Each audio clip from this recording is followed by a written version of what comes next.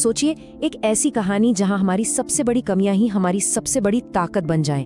आज के इस डीप डाइव विश्लेषण में हम एक ऐसी ही जबरदस्त क्लासिक लोक कथा के बारे में बात करने वाले हैं। ये कहानी दिखाती है कि कैसे कुछ बेहद अजीबोगरीब आदतें अचानक से अविश्वसनीय और लाइफ सेविंग शक्तियों में बदल सकती हैं। चलिए सीधे शुरू करते हैं। तो सवाल ये है कि एक महा आलसी लड़के ने आखिर एक राजा की जान कैसे बचाई। सुनने में थोड़ा अजीब लग रहा होगा, है ना? एक ऐसा इंसान जो आलस के मारे अपनी जगह से हिलना भी पसंद नहीं करता, वो अचानक एक पूरे राज्य और उसके राजा को एक खौफनाक साजिश से बचा लेता है। ये बिल्कुल असंभव सा लगता है, लेकिन इस कहानी का सफर और इसका क्लाइमैक्स पूरी तरह से दिमाग घुमा देने वाला है। पहले भाग की तरफ आते हैं। दीनानाथ का सपना। हमारे हीरो यानी दीनानाथ से मिलिए। ये भाई साहब 20 साल के हैं और इतने आलसी हैं कि इनके माता पिता हमेशा परेशान रहते हैं। लेकिन दीनानाथ का एक दावा है। उसका कहना है कि उसके पास दूर दूर की आवाजें सुनने की एक सुपर पावर है। अब यहाँ एक बड़ा मजेदार कॉन्ट्रास्ट है। रियलिटी में दीनानाथ एक नाई का बेटा है और उसके पिताजी चाहते हैं कि वो सीधे सीधे दुकान पे बैठकर बाल काटना सीखे। लेकिन दीनानाथ का प्लान क्या है? उसका सपना है कि वो बाल काटने जैसा छोटा काम नहीं करेगा, बल्कि सीधे राजमहल जाकर राजकुमारी से शादी करेगा। मतलब एक तरफ बेचारी प्रैक्टिकल सोच है और दूसरी तरफ दीनानाथ के हवाई किले। फिर आता है वो टर्निंग पॉइंट, जब पिताजी उसे मुफ्त की रोटियां तोड़ने पर खरी खोटी सुनाते हैं तो ये डांट दीनानाथ के ईगो पर लग जाती है। वो पूरे आत्मविश्वास के साथ कहता है, मैं दूर दूर की आवाज सुन सकता हूँ, मैं बाल काटने से भी बड़ा काम करूंगा। और बस अपने इस बड़े सपने को सच करने के लिए वो सीधे घर से निकल पड़ता है। हीरो की जर्नी यहीं से शुरू होती है। दूसरा भाग, 3 जादुई दोस्त। अब सफर में कहानी का मशहूर रूल ऑफ 3 सेट होता है। दीनानाथ आगे बढ़ता है और उसके साथ 2 और अनोखे लोग जुड़ते हैं जिन्हें उनके समाज ने बाहर निकाल दिया था। ये तीनों किरदार एक से बढ़कर एक हैं। पहला दीनानाथ, जो आलसी है पर उसकी सुनने की शक्ति लाजवाब है। दूसरा है कानू। गांव वालों ने इसको इसलिए निकाल दिया क्योंकि भाई ने गांव के सारे आम अकेले खा लिए थे। इसका पेट हमेशा खाली रहता है, लेकिन यही इसकी सुपर पावर है, अनलिमिटेड खाना खाने की क्षमता। और तीसरा है भानु। इसे नींद नहीं आती क्योंकि इसका शरीर हद से ज्यादा सेंसिटिव है। हवा से गिरा एक पत्ता भी इसके लिए भूकंप जैसा है। पर यही एक्सट्रीम सेंसिटिविटी इसकी सबसे बड़ी ताकत है।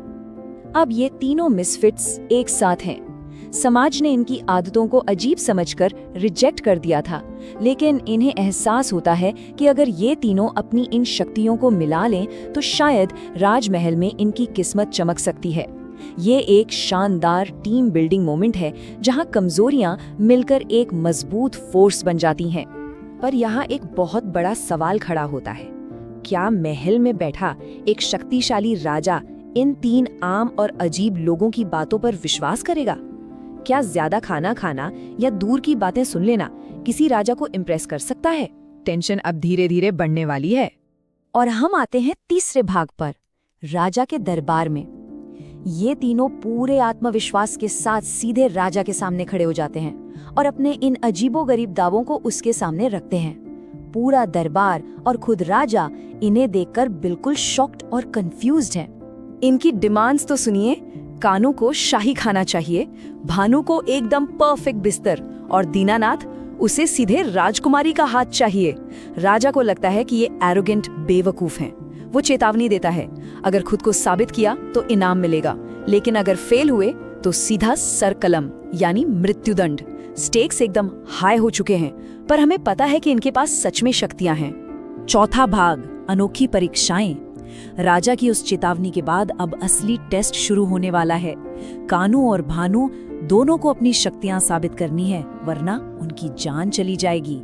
सबसे पहले कानू का टेस्ट। राजा के आदेश पर लगातार खाना लाया जा रहा है और कानू वो बिना रुके बिना सांस लिए सब कुछ खाता जा रहा है। आखिर में हालत ये हो जाती है कि पूरा का पूरा शाही रसोई घर एकदम खाली हो जाता है। मतलब वहाँ एक दाना भी नहीं बचता। राजा यह नजारा बस देखता ही रह जाता है। इसके बाद राजा ने भानु के लिए एक बहुत ही ट्रिकी प्लान सोचा। एक बेहतरीन बिस्तर लाया गया और उस पर एक के ऊपर एक पूरे 7 नरम गद्दे बिछाए गए। और ट्विस्ट ये था कि 6ठे और 7वें गद्दे के बीच राजा ने चुपके से सिर्फ एक छोटा सा बाल रख दिया।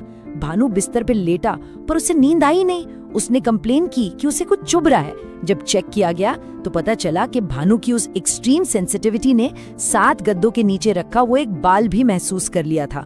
राजा पूरी तरह से अवाक रह गया। 5वां भाग, राजा की जान बचाना। अब यहाँ से कॉमेडी खत्म और थ्रिलर शुरू। कानू और भानु पास हो चुके हैं, लेकिन अब टर्न है दीनानाथ का, और यही टेस्ट पूरी कहानी और राज्य का रुख बदलने वाला है। टेस्ट शुरू होने से पहले ही दीनानाथ अचानक से सब रोक देता है। वो बिल्कुल सीरियस हो जाता है। अपनी सुपर हियरिंग शक्ति से उसने अस्तबल में होने वाली एक चर्चा सुन ली है। क्या चर्चा? राज्य का मंत्री और सेनापति उसी रात राजा को मारने की साजिश रच रहे हैं। अचानक से पूरा माहौल ही बदल जाता है। अब दीनानाथ सिर्फ एक लिसनर नहीं बल्कि मास्टर स्ट्रेटेजिस्ट बन जाता है। उसके कहने पर राजा को छुपने के लिए कहा जाता है और राजा के बिस्तर पर चादर के नीचे एक पुतला लिटा दिया जाता है। रात के अंधेरे में वो गद्दार आते हैं और उस पुतले पर अंधाधुंध तलवारों से हमला करते हैं, और बस ठीक उसी वक्त वो रंगे हाथों पकड़े जाते हैं। दीनानाथ का वो आलस और सुनने की आदत अब एक परफेक्ट लाइफ सेविंग स्ट्रेटेजी बन चुकी थी। और इसके बाद राजा के शब्द बहुत कुछ कहते हैं। अगर तुम न होते तो आज मैं जिंदा नहीं होता। तुम ही इस राज्य के योग्य उत्तराधिकारी हो। राजा ने समझ लिया था कि दीनानाथ कोई आलसी बेवकूफ नहीं है। उसे कभी न पूरे होने वाले सपने को अब खुद राजा ने वैलिड मानकर सच कर दिया था। तो आखिर में जैसा वादा था, इन तीनों दोस्तों को उनके इनाम मिलते हैं। कानू की अनलिमिटेड खाने की टेंशन खत्म, भानु को एकदम पीसफुल परफेक्ट नींद मिलती है, और दीनानाथ जैसा उसने शुरू में सोचा था उसकी शादी राजकुमारी से हो जाती है। जो सफर एक डांट से शुरू हुआ था वो एक शानदार और हैप्पी एंडिंग पर पूरा होता है। तो इस पूरे विश्लेषण के बाद सोचने वाली बात क्या है?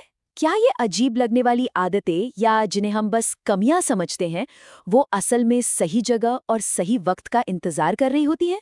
क्या वही आदतें आगे चलकर हमारी सबसे बड़ी सुपर पावर बन सकती हैं? इस कहानी से हमें यही सीख मिलती है कि इंसान के यूनिक ट्रेड्स ही उसे खास बनाते हैं। आगे से किसी भी अजीब आदत पर हंसने से पहले इस जादुई तिकड़ी की कहानी को जरूर याद रखिएगा।